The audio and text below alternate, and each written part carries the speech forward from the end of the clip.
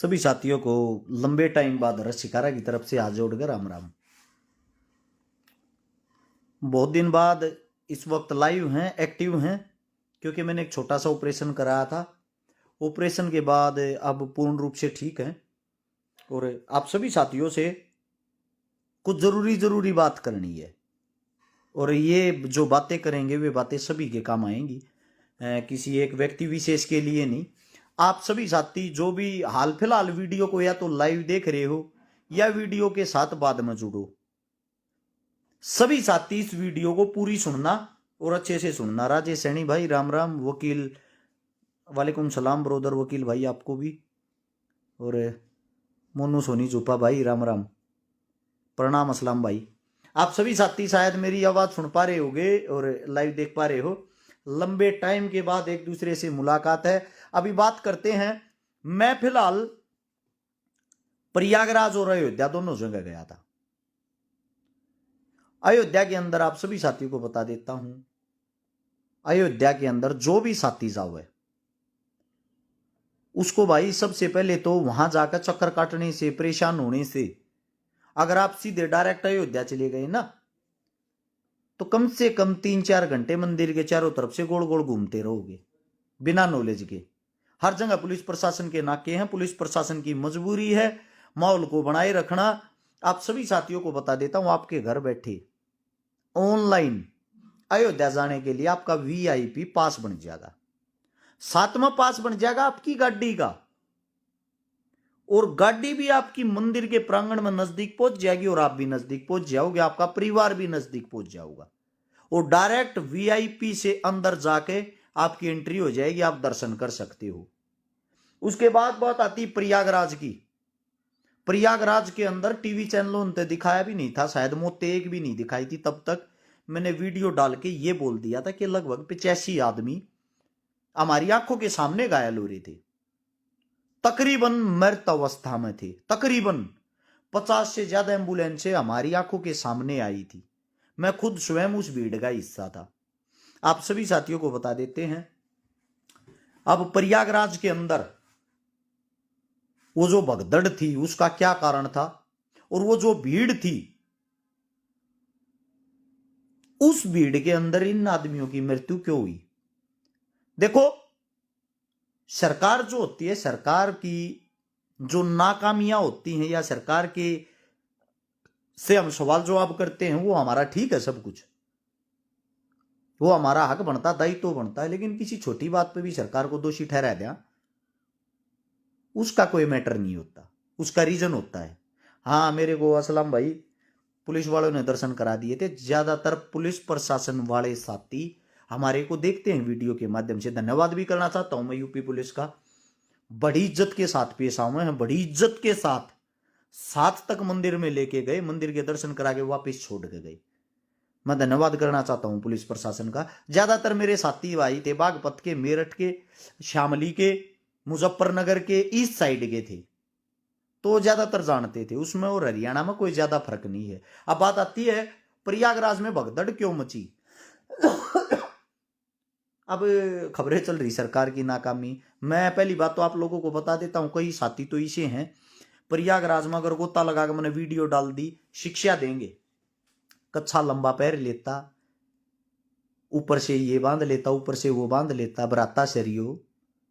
आपकी नजर जब इतनी ही गंदी है, इतनी ही गलत है, एक ही चीज पर जाकर रुकती है, तो आपकी नजर गलत है, मेरी नहीं। सोशल मीडिया पर दिन रात गंद चल रहा, दुनिया भर की गंदगी चल रहे हैं, कभी उनको तो नहीं बोलिया कपड़े पहन के वीडियो गिरा करूं न, तो बड़ा छुप छुप के देखो आप लोग।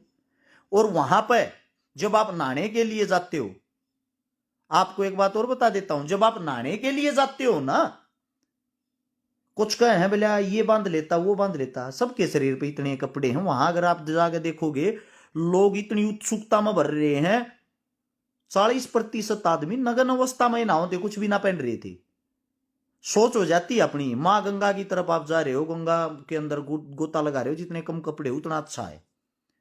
तो आप अपनी सोच है भाई, उस परवर्त वो आपकी मानसिकता सेट हो रही है कि आप एक ही जगह जाकर रुकते हो। आप लोगों को देखनी कमी से अलग कुछ दिखता नहीं। अब बात आती है अगली, अगली बात क्या है, भगदड़ क्यों हुई, भगदड़ का कारण क्या था? करोड़ों आदमियों की वास्तविकता में भीड़ थी। और वो जो भीड़ है, भीड़ में आपको बता देता हूं, अगर आप जाते हो तो 10 किलोमीटर लंबा आपको पैदल चलना पड़ेगा, 100% चलना पड़ेगा। आन जान में 10 किलोमीटर की भीड़ तो आपने फेस करनी ही पड़ेगी। वह भीड़ जब एक जगह जाकर इकट्ठी होगी, हम संगम घाट पे थे, जहां जिसको त्रिवेणी बोलते हैं, गंगा जमुना सरस्वती जहां मिलती है। एक नदी तो विलुप्त हो चुकी है, आप लोगों को पता ही होगा, सरस्वती। यमुना और गंगा ही मिल रही है। वहां जो मिलती है वहां पर स्नान करना था। अब घोषणा ये हो रखी थी कि स्नान का जो टाइम हो 4 बजे का है। मौनी अमावस्या 4 बजे का टाइम सबके लिए परफेक्ट रहेगा।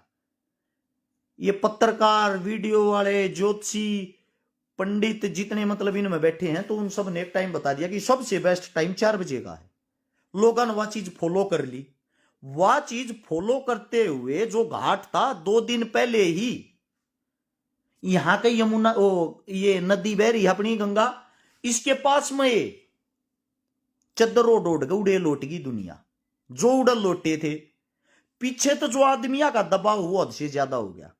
और जब वो आदमिया का दबाव हद से ज्यादा हुआ ना, हद से ज्यादा होने के कारण धक्का मुक्की हुई। उस धक्का मुक्की में जो लौटे हुए आदमी थे ना, उस लौटे हुए आदमिया के ऊपर तो आदमी, भीड़ जो है, भीड़ का कोई रूप नहीं होता, उनके ऊपर तो कूदते रहे, जिसमें उस भगदड़ में लेटे हुए आदमियों के कारण जो ऊपर गजा था वे और उनके ऊपर गिरते चले गए। इसके कारण लगभग 85 आदमी वहां पर घायल हुए थे। ठीक है। अच्छा, उससे अगली बात यह होती है, कुछ मेरे साथी, आप सभी साथियों को बता देता हूं, उनके विचार एक अलग अलग प्रवृत्ति के हुए हैं, इसीलिए कह रहे हूं इस वीडियो ने पूरा देखियो, क्योंकि ऐसी बात तो लास्ट में बताऊंगा ना। और आप सभी को बता देता हूं, एक बारी वीडियो को शेयर भी करना, थोड़ा कुछ चीजें आप लोगों को बताता हूं।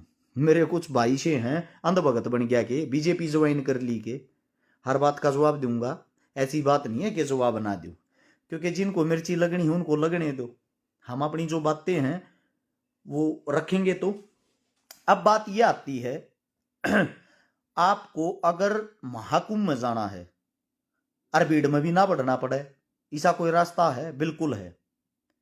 अगर आपको महाकुंभ में नहाने जाना है, भीड़ में नहीं बढ़ना है, भीड़ का हिस्सा ही नहीं बनना है, आप एक मेरे साथ कीड नाम की जगह है, सीधा वहां जाए, कीड, वहां जाकर अपनी गाड़ी पार्किंग में लगा दें, वहीं होटल में जगह ले ले, सस्ते कमरे मिल लेंगे, सस्ती जगह मिल जाएगी। वहां से किश्ती के रास्ते से, नदी के अंदर से, बोट के रास्ते तक सीधा पहुंच जाओ संगम घाट। आपको कहीं भी कोई भी भीड़ फेस नहीं करनी पड़ेगी, कोई भी भीड़ नहीं करनी, भीड़ का हिस्सा नहीं बनना पड़ेगा। दूसरी बात अब यह आती है, जो मेरे भाई ने कहने लग रही है बीजेपी में चला गया, फलाना चला गया, थारी सोच छोटी है, मेरी नहीं। मेरी पोस्ट पुरानी तो पुरानी चेक कर लियो। एक मैंने फोटो घेरा था, अभी वीडियो घेरी थी कुछ टाइम पहले हरिद्वार में नहाते हुए। एक दो मेरे मूर्ख भाई ने कमेंट कर रहा कि जय चुनाव तक पहले इस नदी में नहा लेता, हरिद्वार नहा लेता, अर्ध जीतता ना जाता। उस मूर्ख आदमी ने यह भी नहीं पता, चुनाव लड़ने से पहले ही जब वहां के साधु संता ने मेरे आशीर्वाद दिया था, वह वीडियो उस टाइम की थी, चुनाव तो पहले ही नहाने जा रहा था उड़े। अब आती है बात ये, अगर मैं अयोध्या चला गया तो मैं फर्जी हो गया, मैं अगर प्रयागराज चला गया तो मैं फर्जी हो गया। आप सभी साथियों को बता देता हूं, मैं कल भी एक इंसान था, आज भी एक इंसान हूं। हर गुरुद्वारे में मैं गया हूं मत्था टेकने, हर मस्जिद में मैं गया हूं, कहीं भी कोई भी हो, हर मंदिर में मैं गया हूं। जो बचे हुए हैं उन मंदिरों में या मस्जिदों में या गुरुद्वारों में, पूजनीय स्थल कोई भी हो, मैं जरूर जाता हूं। ना तो मैं भगवान तक मैं मांगन जाया करूं, ना मैं थारे की तरिया उड़ जाके और कोई जोत लगाने का या इस प्रकार का। मैं जाता हूं सिर्फ और सिर्फ, जहां भी जाता हूं शीश झुकाने, और मेरे ते जिंदगी में कोई गलती ना हो जाए, वो मंदिर में जाऊं या मस्जिद में जाऊं या गुरुद्वारे में, सब जगह। दूसरी चीज ये देखने के लिए जाते हैं जो चीजें हो रही हैं वो वास्तविकता में वैसे ही हैं या उनके बारे में अफवाह फैलाई जा रही है। जैसे कि अयोध्या का जो राम मंदिर है उसका उद्घाटन लगभग 1 साल पहले हुआ था। मैंने वहां जाकर देखा तो हाल फिलहाल उड़ा चढ़ाई लाग रही, तो 30% भी नहीं बन लिया। उस पर कितना रुपया खर्च कराया जा रहा है, कितनी बड़ी उसकी जमीन है, क्या क्या कार्रवाई किस प्रकार की होती है, लोगों के अंदर किस प्रकार की भक्ति है, लोग वास्तविकता में भगत जा हैं किस टाइप के जा हैं।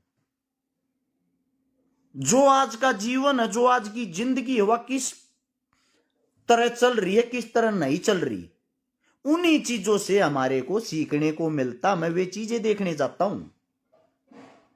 कोई भाई ये मजाक मतलब हर चीज को वो ले हैं, ऐसा कोई मंदिर नहीं होगा जिसमें मैं नहीं गया हूं।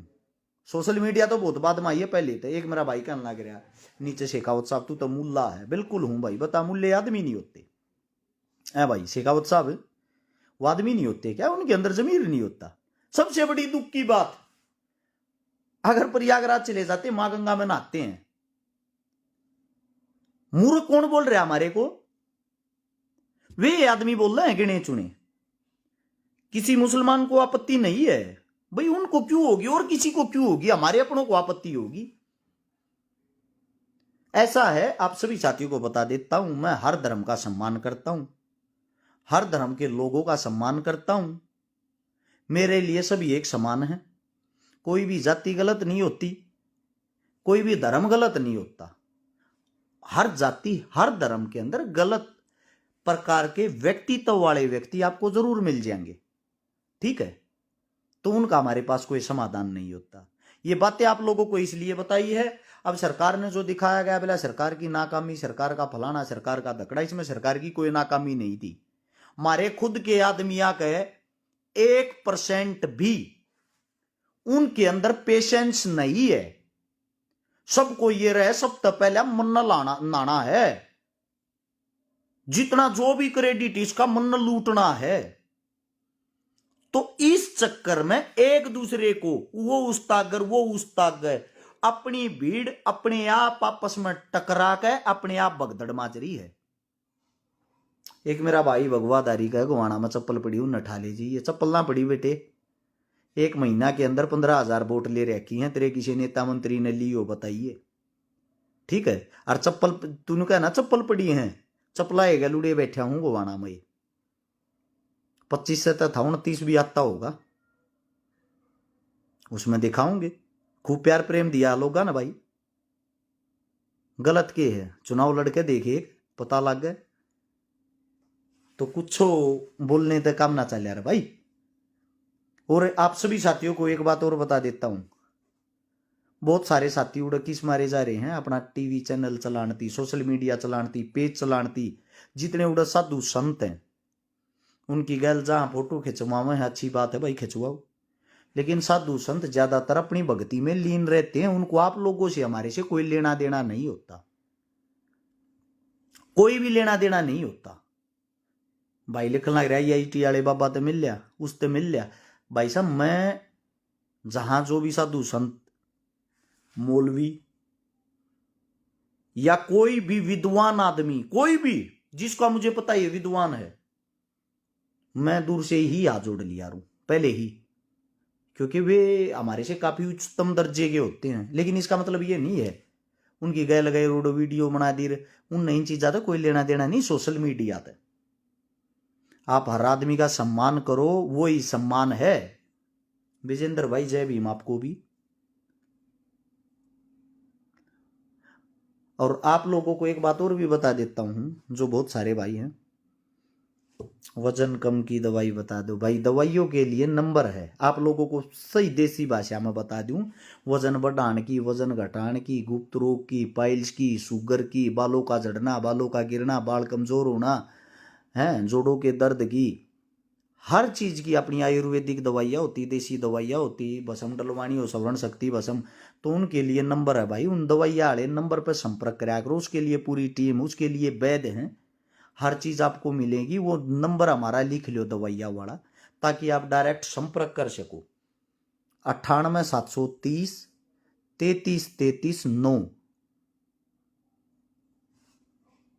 ऐसा है, बिरजू राठौड़ भाई कह रहा है भाजपा सरकार पर पहली बार कटाक्ष नहीं किया। भाई साहब कटाक्ष की बात नहीं है, आप लोगों को बता देता हूं। बीजेपी जो सरकार है, हम कल भी और आज भी और आने वाला जो समय होगा उस टाइम भी उनसे सवाल जवाब करेंगे। वो हमारा हक है, वो हमारा दायित्व है, समझे। और वो जब तक करेंगे जब तक बीजेपी सरकार रहेगी। कल ना कांग्रेस आगी या कोई अन्य पार्टी आगी, जब भी हम सवाल जवाब करेंगे, हमारा हक है भाई। अगर हम ही सरकार से सवाल जवाब आम जनता ही करना बंद कर देगी तो कौन करेगा। लेकिन गलत को गलत और सही को सही कहना ही सही है।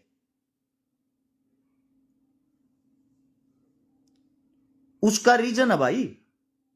मैं कह दूं मनवा झूठी हवाना बनानी उड़ो खड़ा हो गए ना, कह देता मैं वीडियो बना गए ये इतने आदमी मर गए भाई, सरकार ने मरवा दिए भाई, फलाना कर दिया भाई, धकड़ा कर दिया भाई। यातपणी की बातें करने से क्या फायदा भाई।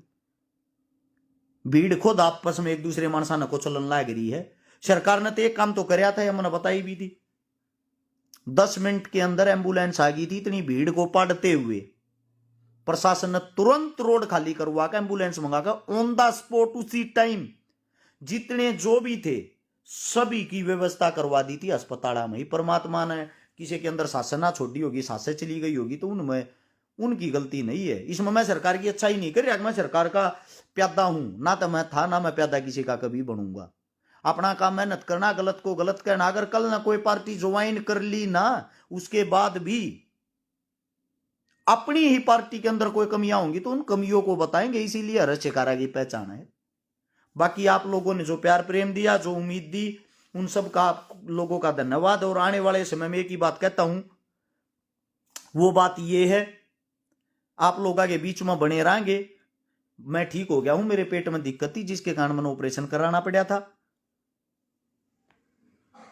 और आप सभी साथियों ने जो प्यार प्रेम दिया है वो प्यार प्रेम आगे भी बढ़ाए रखियो। अपनी जो सोशल मीडिया है, हर्ष चिकारा पेज है, टीम हर्ष चिकारा है, इंस्टाग्राम आईडी है, सब चीज आप आगे तो फिर से एक्टिव रहेंगे।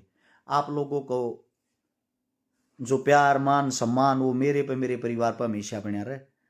बाकी मिलते हैं जल्दी नए मुद्दा के साथ, नई बात के साथ और नई समाज सेवा के साथ। सभी साथियों का धन्यवाद। राम राम, जय हिंद, जय भगत, जय भीम।